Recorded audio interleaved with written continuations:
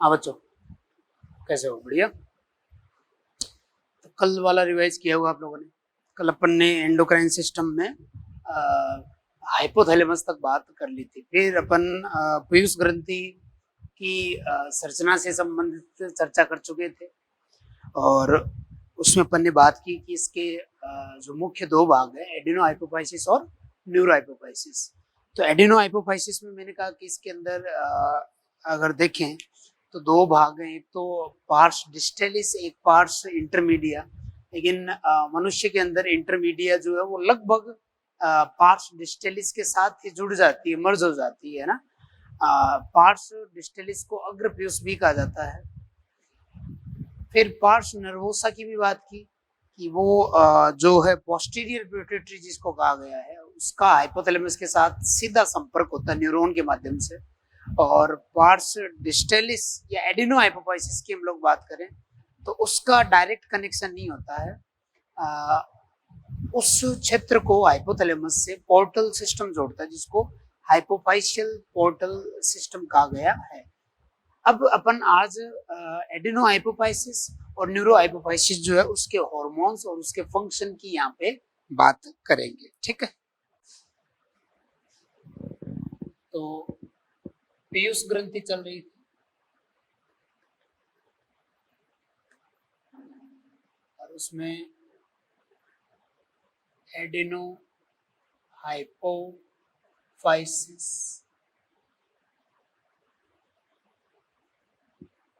के hormones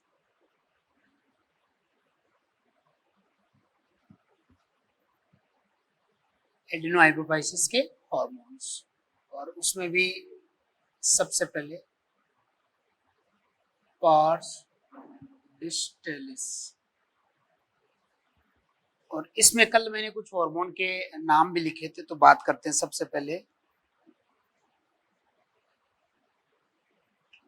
growth hormone, वृद्धि hormone.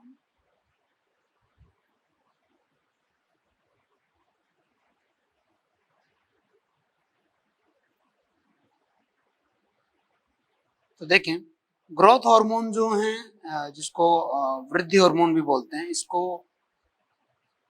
सोमेटोट्रोफिक या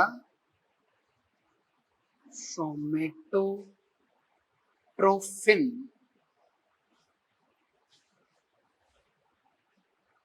इसे सोमेटोट्रोफिक या सोमेटोट्रोफिन हार्मोन भी कहते हैं।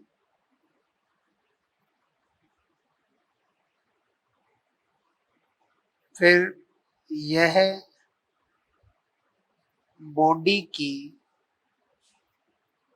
ग्रोथ से संबंधित है।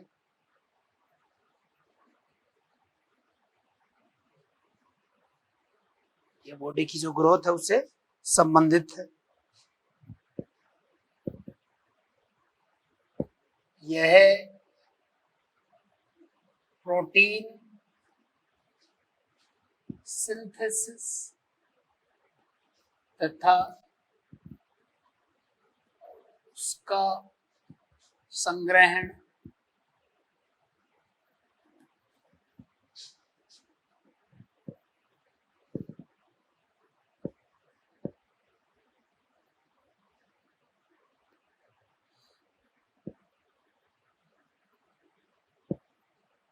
बोन्स की ग्रोथ,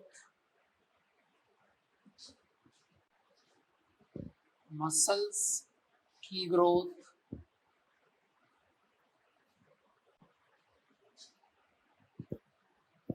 में सहायक है। प्रोटीन सिंथेसिस और उसका संग्रहण कराता है, जिससे जो है वो प्रोटीन मसल्स वगैरह की ग्रोथ में हेल्पफुल रहती है। तो एक तरीके से बॉडी की जो ग्रोथ है उसमें बोन्स और मसल्स पे इसका ज्यादा इम्पैक्ट पड़ता है। ग्रोथ हार्मोन जो है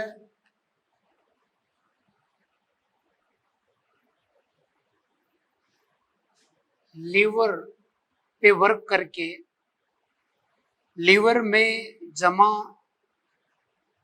ग्लाइकोजन को किस में बदल देता है? ग्लूकोज में, जिससे रक्त जो है उसमें ग्लूकोज का स्तर बढ़ जाता है।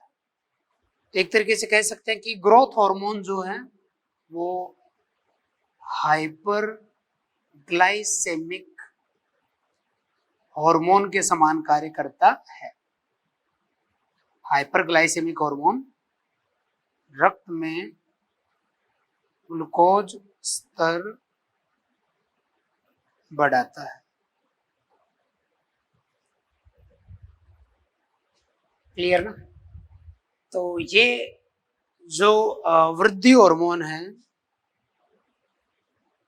यह एडिनो हाइपोफाइसिस का एक मात्र ऐसा हार्मोन है जो सीधा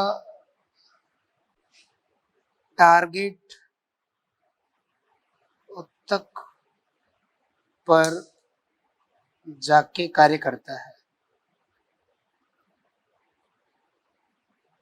क्योंकि अन्य जो एडिनो हाइपोफाइसिस के हार्मोन होंगे वो दूसरी ग्लैंड पे जाके वर्क करेंगे और उनसे एक नया हार्मोन को स्रावित करवाएंगे। लेकिन ये किसी हार्मोन को प्रत्यक्ष रूप से अगर देखें तो वो स्रावित नहीं कराता है। ये कैल्शियम क्या जो मेटाबॉलिज्म है, मसल्स की जो ग्रोथ है, इनको ये कंट्रोल करता है। इसके अलावा ग्रोथ हार्मोन लीवर को एक और कार्य के लिए प्रेरित कर सकता है, जिसमें ये insulin like growth factor, insulin like growth factor स्रावित करवाता है, जिसका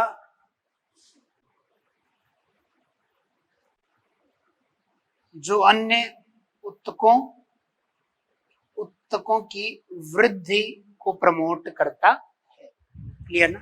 तो ग्रोथ हार्मोन जो है वो लीवर को टारगेट करके ग्लाइकोजन को ग्लूकोज में तो चेंज कराता ही है, उसके अलावा लीवर से इंसुलिन लाइक ग्रोथ फैक्टर भी रिलीज कराता है जो अन्य उत्तकों पे वर्क करता है।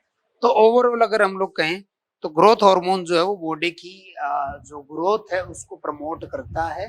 बॉडी की ग्रोथ के लिए ये जो है बहुत ज्यादा आवश्यक होता है। ठीक है, नोट करें इसको।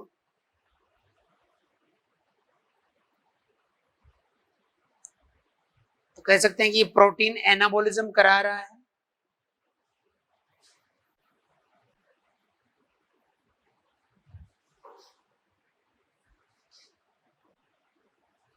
मेटाबॉलिज्म के दो टाइप पढ़े होंगे आप लोगों ने। एक तो होता है एनाबॉलिज्म, एक होता है कैटाबॉलिज्म। तो एनाबॉलिज्म में सरल अणु से जटिल अणु बनते हैं, तो एमिनो अम्लों से प्रोटीन बनना यही उसका एनाबॉलिज्म है, जिसको ग्रोथ हार्मोन प्रेरित करता है। अब ग्रोथ हार्मोन जो है इससे संबंधित डिसऑर्डर की बात करते हैं। ठीक है, ग्रोथ हार्मोन से संबंधित क्या क्या डिसऑर्डर है वो हम लोग चर्चा कर रहे हैं। तो सबसे पहले बात कर रहे हैं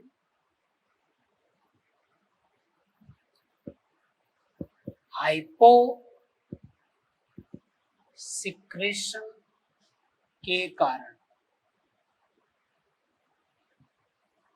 हाइपोसिक्रेशन के कारण, हाइपोसिक्रेशन के कारण मतलब हाइपो का मतलब होगा कम और सिक्रेशन का मतलब होगा स्त्रावण, कम स्त्रावण। तो हाइपोसिक्रेशन के अंदर ग्रोथ हार्मोन का कम स्त्रावण होता है। तो इसमें सबसे पहले अगर हम लोग देखें प्यूबर्टी जिसको बोलते हैं यौवनावस्था से पूर्व। प्यूबर्टी या यौना अवस्था से पहले अगर हम लोग देखें तो प्यूबर्टी या यौना अवस्था से पूर्व यदि जीएच का कम स्त्रावण होता है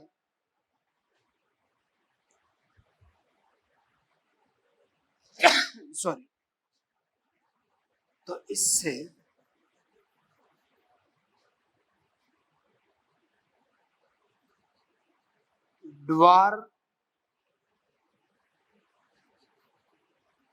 ड्वार्फिज्म, जिसको बोलते हैं बोनापन,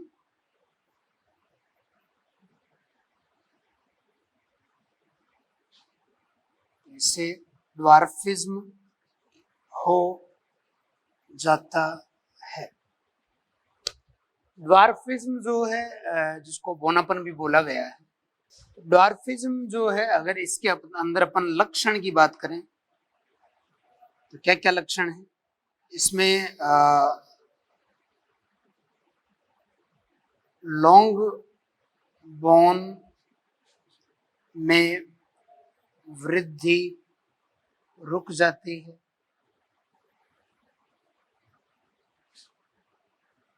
जिससे हाइट नहीं बढ़ती।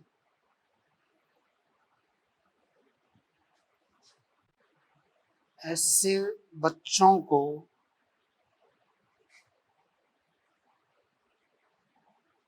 मिडगेट्स भी कहा जाता है।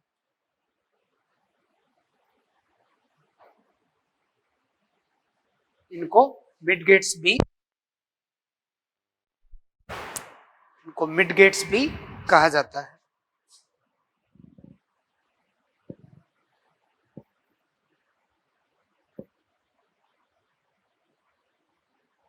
इस अवस्था को एटिलियोसिस भी कहते हैं।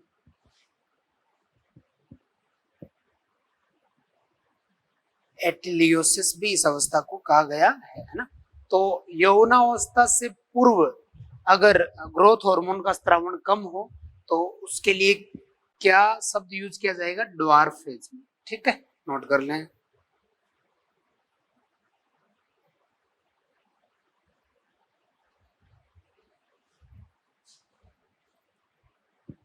ठीक है, चलो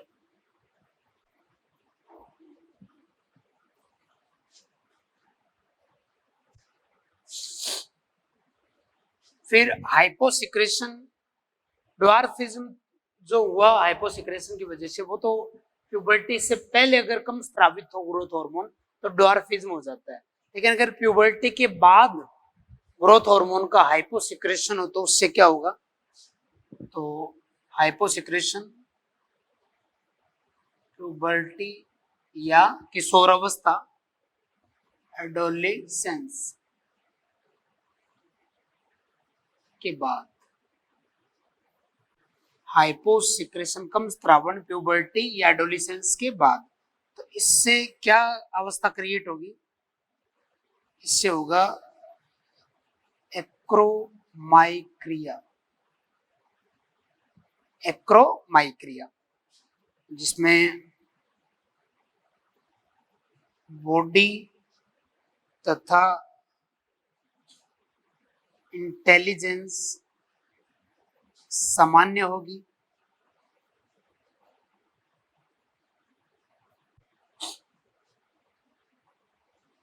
और इसके अलावा फेस की जबड़ों की व हाथों की बोन्स छोटी होंगी।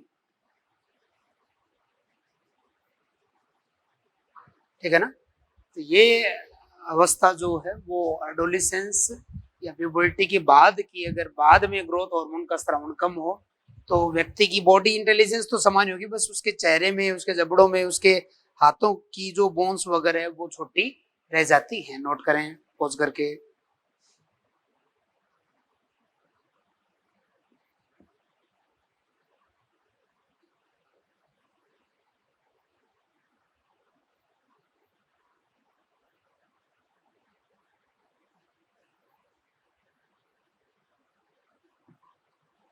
ठीक है, तो चेहरे की, जबड़ों की, हाथों की बोन्स जो इसमें छोटी है, पैरों की भी लिख सकते हो आप लोग, हाथों की, जबड़ों की व हाथों की बोन्स,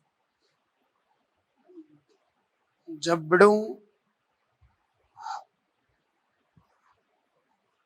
हाथ व फिट की बोन्स छोटी होंगी। ठीक है, ये हो गया हाइपोसिक्रेशन के कारण। ठीक है, नेक्स्ट बात करते हैं अपन हाइपर सिक्रेशन के कारण।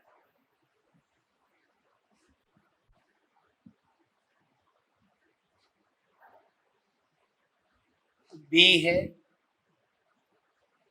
हाइपर सिक्रेशन के कारण।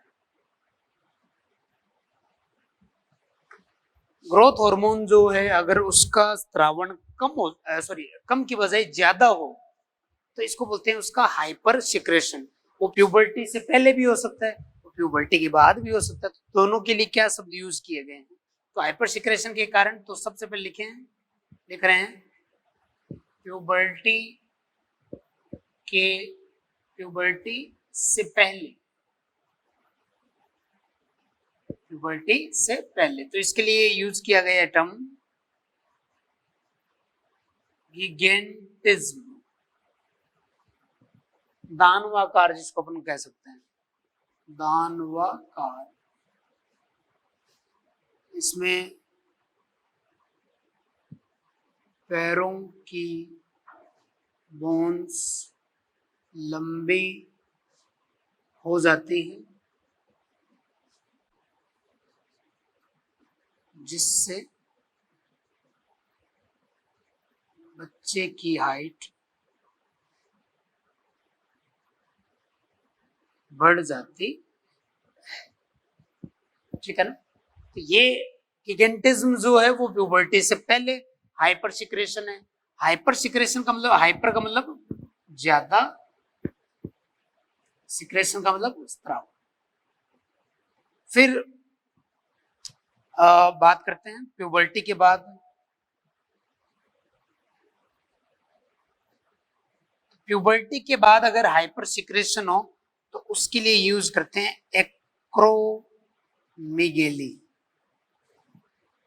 प्यूबर्टी के बाद अगर ग्रोथ हार्मोन का स्रावण ज्यादा हो तो उससे कंडीशन क्रिएट होती है एक्रोमिगेली, और इसमें जो है फिट हैंड, फेस, ईयर, जो की बोन्स का साइज बढ़ जाता है।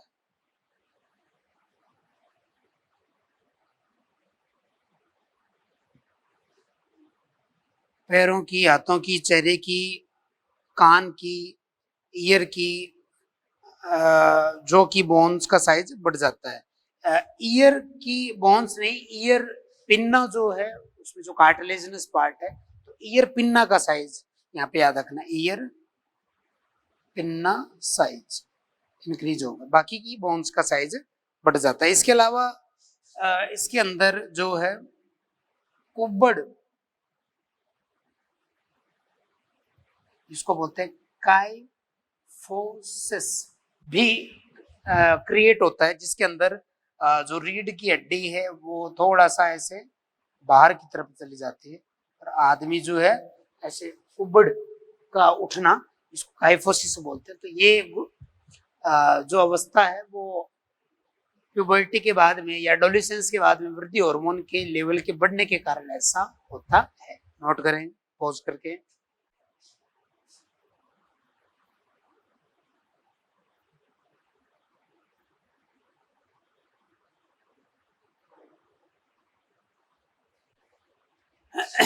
ठीक है, ईयर के साथ साथ नोज भी लिख लो, नोज का साइज भी बढ़ जाता है। अब करते हैं, तो ये बात हो गई वृद्धि हार्मोन की, उसके कार्य की, साथ ही उससे संबंधित डिसऑर्डर की, हाइपोसिक्रेशन से भी और हाइपर सिक्रेशन से भी। नोट कर लिया होगा आप लोगों ने, पॉज करके एक बार देख लो दोबारा।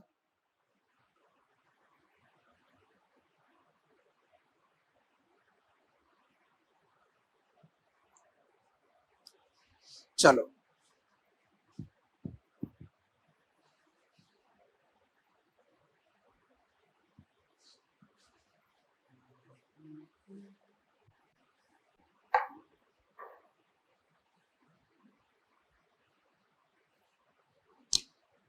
अब अगली हार्मोन की बात करते हैं,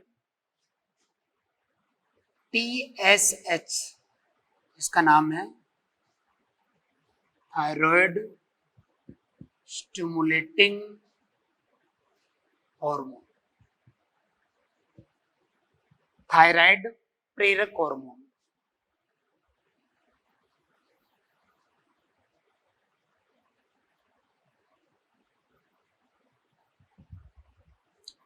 थायराइड प्रेरक हार्मोन या थायरोट्रोपिन, इसी को क्या बोला गया, थायरोट्रोपिन। एक्चुअल में होता क्या है कि पहले इसका अगर मैं कार्य लिख दूं कि यह थायराइड ग्लैंड की ग्रोथ व उससे थायरोक्सिन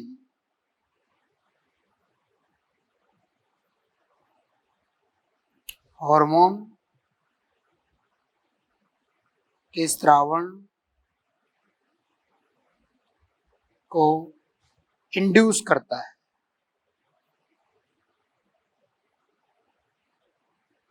प्रेरित करता है थायराइड की ग्रोथ को और उससे थायरोक्सिन के स्त्रावण को। क्योंकि आप लोग पढ़ चुके हैं कि हाइपोथैलेमस जो है, एचटी मतलब हाइपोथैलेमस, वो रिलीज करता है TSH releasing hormone, TRH TSH releasing hormone, और ये पीयूष ग्रंथि के एडनो हाइपोफाइसिस पे कार्य करता है, जिससे पीयूष ग्रंथि क्या छोड़ देती है, टीएसएच थायराइड स्टिमुलेटिंग हार्मोन। और टीएसएच जो है, इसका जो लक्ष्य है वो कौन सी ग्लैंड है, थायराइड ग्लैंड।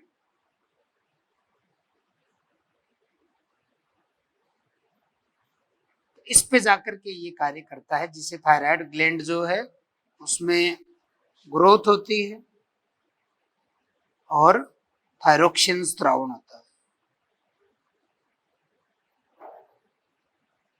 क्लियर ना? तो हाइपोथैलेमस ने टीएसएच रिलीजिंग हार्मोन स्रावित किया, जो पीयूष पे आके कार्य करेगा, पीयूष ग्रंथि टीएसएच स्रावित करेगी, जो थायराइड पे आके कार्य करेगा और थायराइड की वृद्धि होगी और वो थायरोक्सिन का स्रावण करती है। इतना आपको इसके अंदर याद रखना है, नोट कर लें पहुंच करके।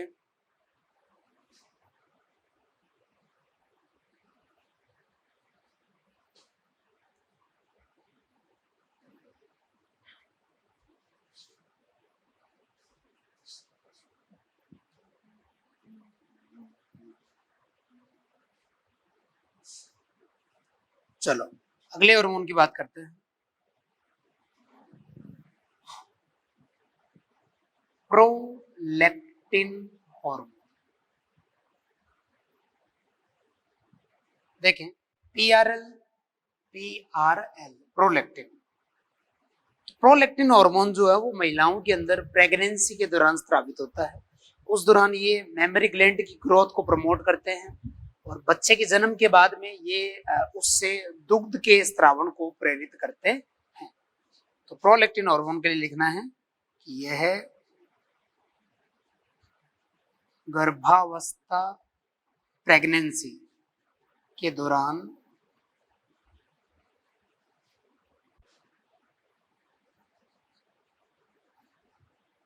ब्रेस्ट डेवलपमेंट या ब्रेस्ट की जगह ये लिख दो, ये गर्भावस्था के दौरान मेमोरी ग्लैंड ग्रोथ व प्रसव, प्रसव मतलब बच्चे के जन्म के बाद, प्रसव के बाद दुग्ध स्त्रावण को प्रेरित करता है। क्लियर ना? तो इसके लिए कल हम लोगों ने चर्चा की थी कि जो हाइपोथैलेमस है उससे एक तो रिलीज होता है prolactin releasing hormone, PRH, prolactin स्त्रावक हार्मोन, जो मेमोरी ग्लैंड जो है, दुग्ध ग्रंथियां, इसका टारगेट मेमोरी ग्लैंड है। जैसे मेमोरी ग्लैंड के अंदर होता क्या है, ग्रोथ होती है और मिल्क निर्माण व स्त्रावण हो पाता है, निर्माण भी और स्त्रावण। फिर हाइपोथैलेमस से एक हार्मोन और रिलीज होता है जिसको बोलते हैं प्रोलैक्टिन रिलीज संदमक हार्मोन, जिसको तुम लोगों ने डोपामाइन भी पढ़ा था, डोपामाइन। और ये इसकी क्रिया को क्या करता है, अवरुद्ध करता है, जिससे मिल्क का निर्माण, उसके स्त्रावण की प्रक्रिया अवरुद्ध होती है। क्लियर ना? तो इसको पॉज करके नोट करें।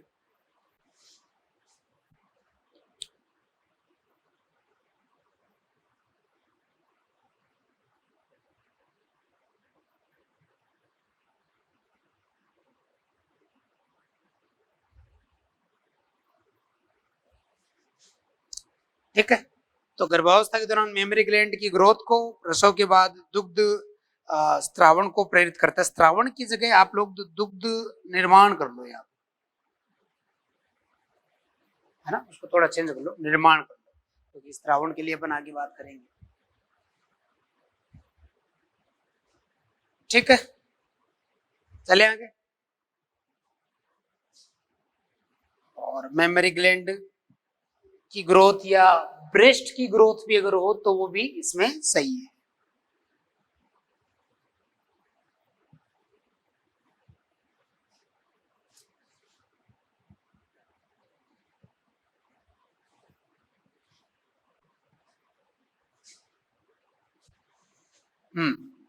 अगले हार्मोन की बात करते हैं। ACTH, adrenocorticotrophic hormone, adrenocorticotrophic hormone, यह एड्रिनल ग्लैंड, इसको बोलते हैं अधिवृक्क ग्रंथि, ये एड्रिनल ग्लैंड के वलकुट पर कार्य करती है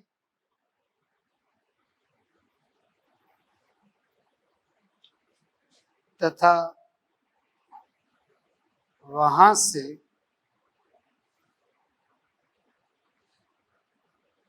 ग्लूकोकॉर्टिकोइड्स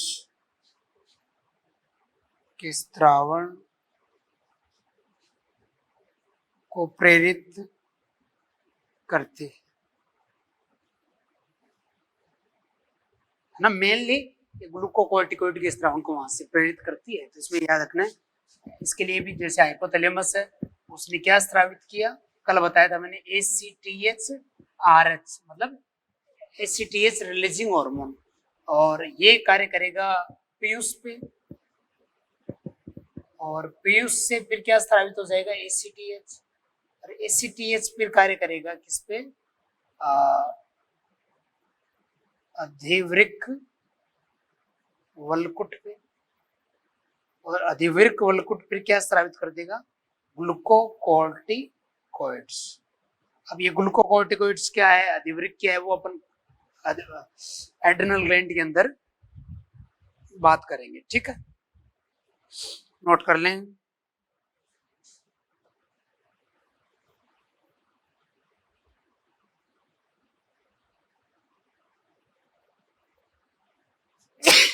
सॉरी,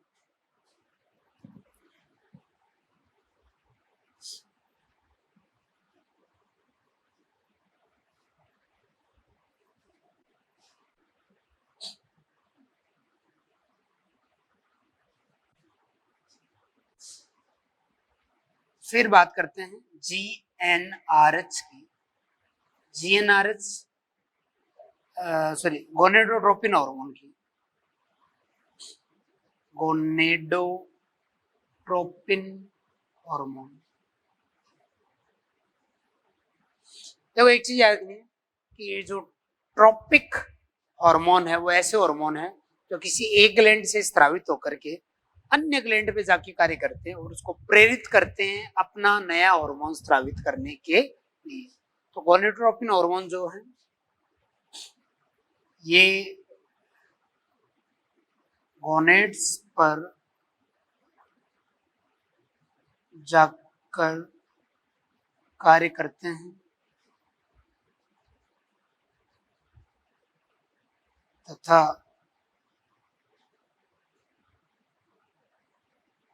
उन्हें युग्मक व हार्मोन्स निर्माण हेतु प्रेरित करते हैं। युग्मक निर्माण और हार्मोन निर्माण हेतु ये क्या करेंगे, उन्हें प्रेरित करेंगे। इसमें जो दो हार्मोन है, एक तो है FSH और दूसरा है LH। FSH और LH, तो पहले FSH की अगर बात करें तो इसको बोलते हैं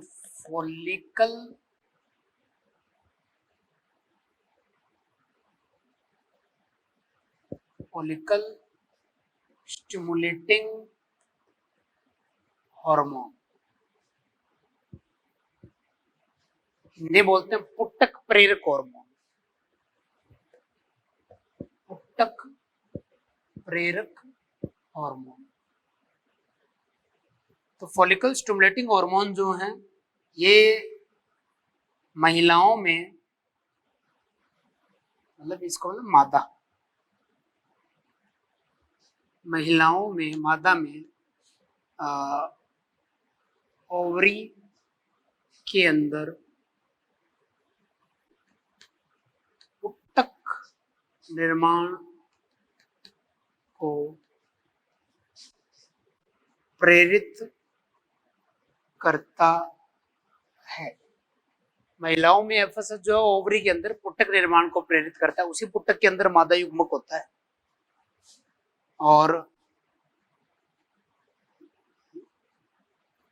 नर में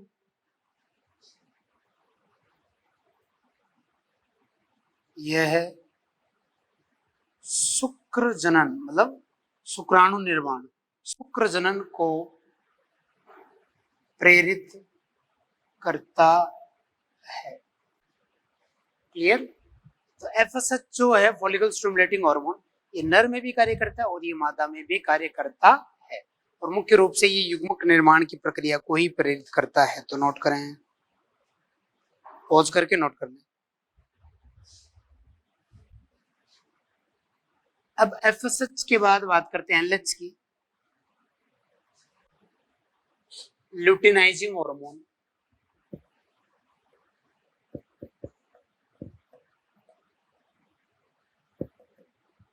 ल्यूटिनाइजिंग हार्मोन,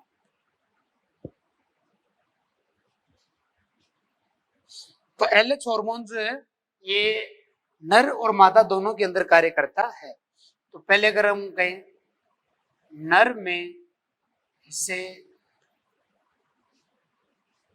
ICSH भी कहते हैं। ICSH का मतलब है इंटरस्टिटियल सेल स्टिमुलेटिंग हार्मोन। तो नर में इसे ICSH भी कहते हैं। यह नर में एंड्रोजन स्त्रावण को प्रेरित करता है। नर में ये जो एंड्रोजन मतलब टेस्टोस्टेरोन हार्मोन है उसके स्त्रावण को प्रेरित करता है। और इसके लिए जो LH या ICSH है, चलो उसको ऐसे फ्लो चार्ट वैसे बता दूंगा। और मादा के अंदर अगर देखें, मादा में LH ओव्यूलेशन अंडोत्सर्ग को प्रेरित करता है।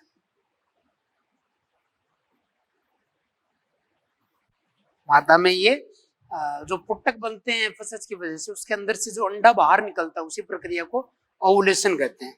उसको ये LH हार्मोन मादा के अंदर उसे प्रेरित करता है। ठीक है, नोट करें पॉज करके।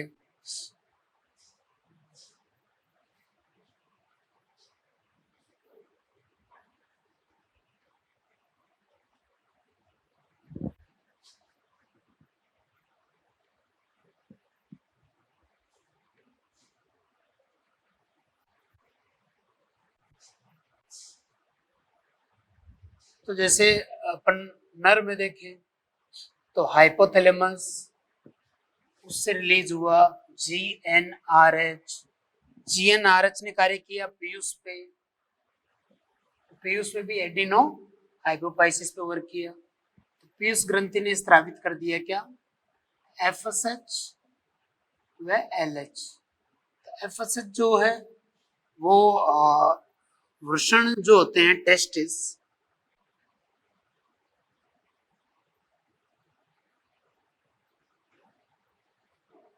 उन पे आके कार्य करता है। और ये जो FSH है वो प्रेरित करता है, कोशिका पढ़ेंगे अपन आगे, शर्टोली सेल, शर्टोली सेल। और ये शर्टोली सेल जो है वो आगे शुक्र जनन की प्रक्रिया को प्रेरित करने में हेल्प करती है। और LH जो है वो कार्य करता है कोशिका पे, जिसको बोलते हैं लीडिंग सेल। लीडिंग सेल स्रावित करती है टेस्टोस्टेरोन, इसको एंड्रोजन भी बोलते हैं। और ये एंड्रोजन प्रेरित, ये भी किसको प्रेरित करता है, शुक्र जनन को। शुक्र जनन का मतलब है स्पर्म या शुक्राणु निर्माण, स्पर्म्स निर्माण। क्लियर। तो इस तरीके से मादा के अंदर जो है ये GnRH की मदद से गोनेडोट्रोपिन हार्मोन नर के अंदर कार्य करते हैं। मादा के अंदर अगर ऐसा ही फ्लो चार्ट बनाए तो वही हाइपोथैलेमस से रिलीज हुआ GnRH ने कार्य किया किस पे, पीयूष पे। पीयूष में भी एडिनो हाइपोफाइसिस पे, और वहां से रिलीज हुआ FSH व LH। तो FSH ने और LH दोनों का लक्ष्य क्या है, मादा का ओवरी अंडा से, ओवरी अंडा से। तो जो FSH है वो फॉलिकल निर्माण को प्रेरित करता है, फॉलिकल्स निर्माण का प्रेरण। और फॉलिकल निर्माण का प्रेरण व एस्ट्रोजन स्त्रावण का प्रेरण। और LH प्रेरित करेगा फॉलिकल्स से ओवुलेशन की प्रक्रिया द्वारा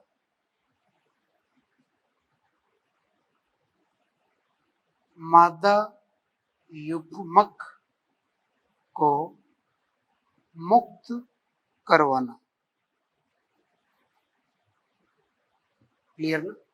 ये कार्य जो LH है वो मादा के अंदर करता है। थोड़ा सा डिटेल अपन और आगे डिस्कस करेंगे जब ओवरी और टेस्टिस की बात करेंगे, वहां पे इसको थोड़ा सा और डिटेल में पढ़ेंगे। अभी थोड़ा सा सिंपली आपको ऐसे याद रखना है, नोट कर लें।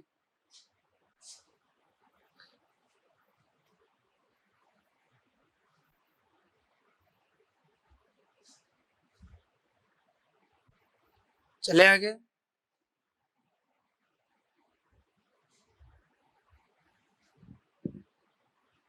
तो ये बात हो गई पीयूष ग्रंथि के एडिनो हाइपोफाइसिस में पार्स डिस्टेलिस के हार्मोन की।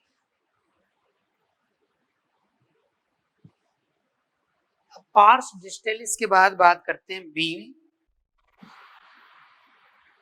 पार्स इंटरमीडिया के हार्मोन।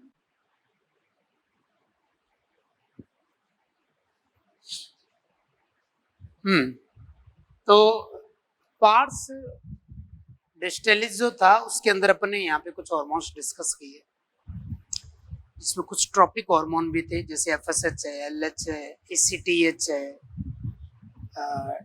टीएसएच है। ये ट्रॉपिक हार्मोन है जो एक ग्लैंड से रिलीज होकर के दूसरी ग्लैंड पे जाके कार्य करते हैं और उस ग्लैंड को अपने हार्मोन को स्रावित करने के लिए प्रेरित करते हैं। अब पार्स इंटरमीडिएट के हार्मोन की बात करते हैं, तो इसमें इस भाग से केवल एक हार्मोन का स्रावण होता है, जिसे MSH कहते हैं।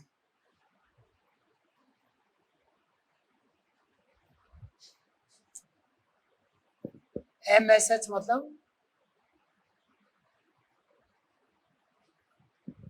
मिलेनोसाइट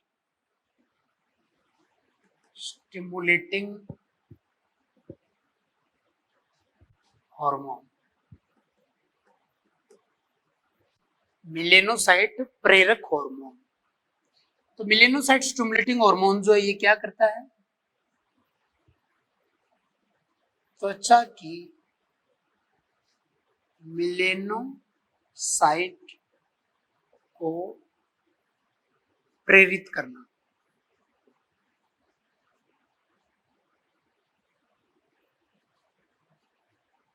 और इससे त्वचा में मिलेनिन पिगमेंट्स का निर्माण व वितरण होता है।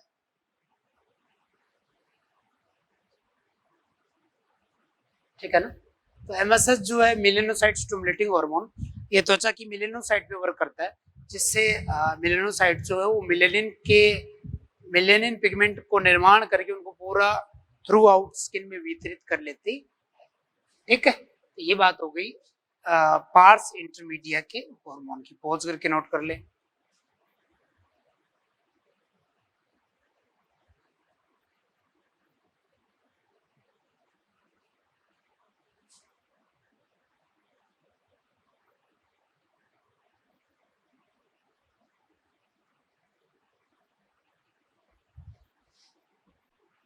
तो पीयूष ग्रंथि जो है उसमें पार्स डिस्टेलिस, पार्स इंटरमीडिया की बात हो गई है।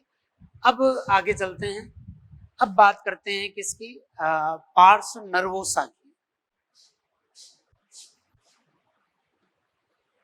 और पीयूष ग्रंथि में भी अब किसकी बात करेंगे, न्यूरो हाइपोफाइसिस, इसमें है पार्स नर्वोसा। तो यह भाग हाइपोथैलेमस के डायरेक्ट रेगुलेशन में होता है।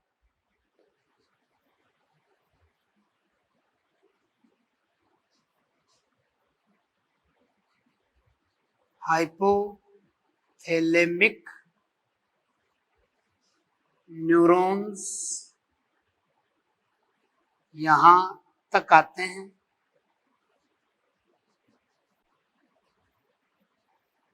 जिनके हेरिंग बॉडीज में कुछ न्यूरो हॉर्मोन्स का संग्रहण रहता है, जैसे एडीएच एंटीडायूरेटिक हार्मोन और ऑक्सीटोसिन। एडीएच और ऑक्सीटोसिन, तो एडीएच और ऑक्सीटोसिन का निर्माण किसने किया? हाइपोथैलेमस ने किया। लेकिन वो न्यूरॉन से होता हुआ पार्स नर्वोसा के अंदर जो उसके फ्री एंडिंग है, जिसको हेरिंग बॉडीज भी कहा गया, उनके अंदर वो आकर के संग्रहित हो जाता है, और वहां पे जब एक्शन पोटेंशियल पहुंचता है तब वो एक्सोसाइटोसिस की प्रक्रिया से पार्श डिस्टेलिस में पार्श नर्वोसा में मुक्त हो जाते हैं, और रक्त के माध्यम से शरीर के अंदर लक्ष्य तक वो पहुंचते हैं। तो इन दो हार्मोन की हम लोग बात करेंगे, एडीएच और ऑक्सीटोसिन। ठीक है, इतना नोट करें।